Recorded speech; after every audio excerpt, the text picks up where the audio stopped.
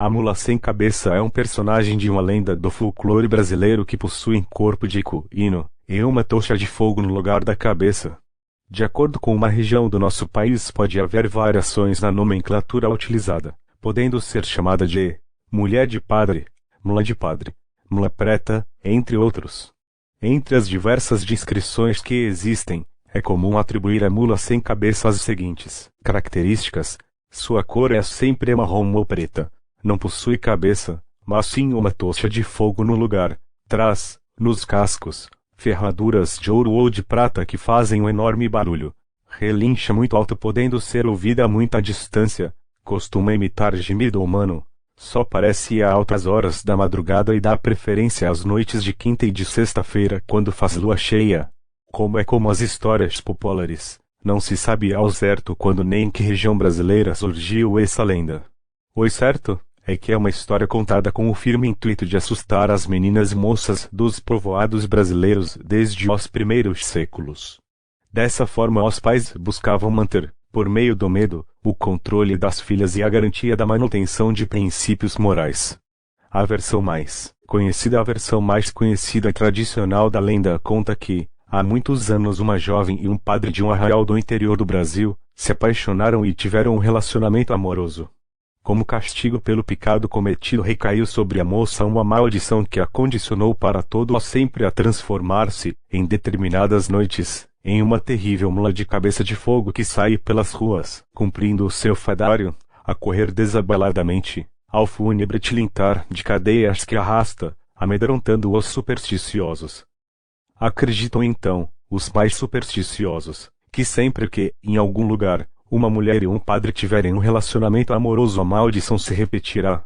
Diz o dito popular que a mulher que carrega essa maldição procura sempre uma encruzilhada para se transformar na assombração. Daí percorre 7 povoados ao longo daquela noite, e se encontrar alguém chupa seus olhos, unhas e dedos. Por isso mesmo, para não ser atacado, os mais velhos aconselham que quem a vir tem que jogar-se rapidamente de bruços no chão e esconder os olhos, as unhas e os dentes. Embora não se saiba qual o motivo desse fascínio da mula por essas partes do corpo, dizem que essa estratégia funciona e que, feito isso, a besta se afasta.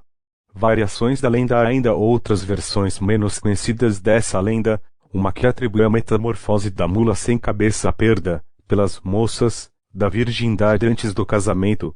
Outra faz referência a uma rainha que tinha o hábito de devorar cadáveres de crianças no cemitério.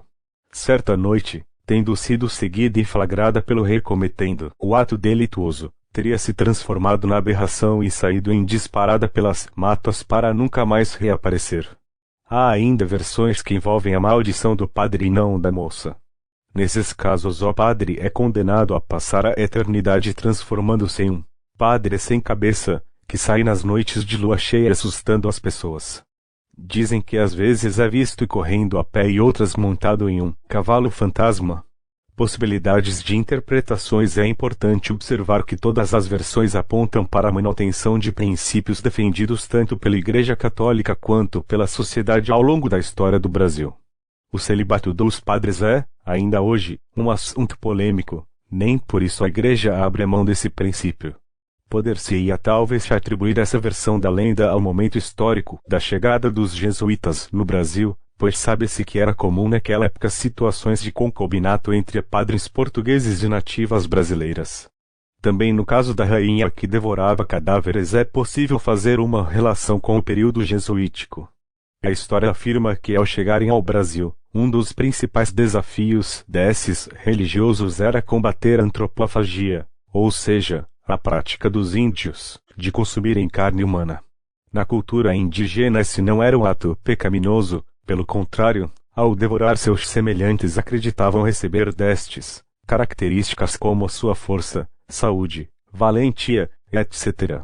Para a Igreja Católica e para a cultura europeia, no entanto, essa atitude era demoníaca e inadmissível, por isso deveria ser banida. No caso da versão que trata da perda da virgindade, mais uma vez tem-se uma ligação com as crenças da Igreja Católica e da sociedade europeia. Entre os nativos brasileiros não existia a cultura do casamento e as relações sexuais aconteciam espontaneamente entre os membros da tribo.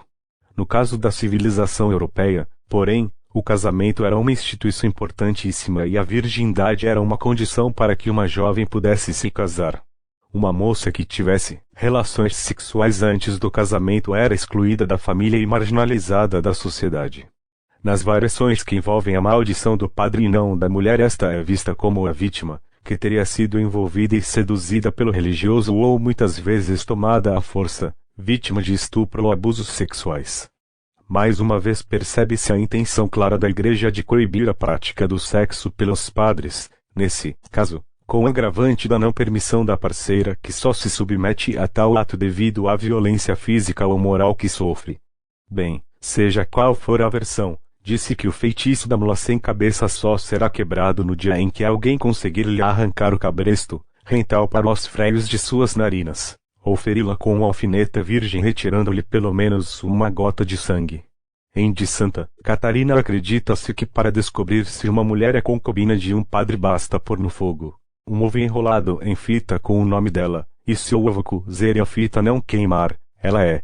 Para concluir fica a reflexão, a lenda da mula sem cabeça é apenas uma narrativa do folclore brasileiro utilizada para distrair e assustar em noites de contação de história, ou teria uma lógica controladora por trás dessa narrativa fantástica? Achou o vídeo legal? Deixe o like, se inscreva no canal para mais vídeos,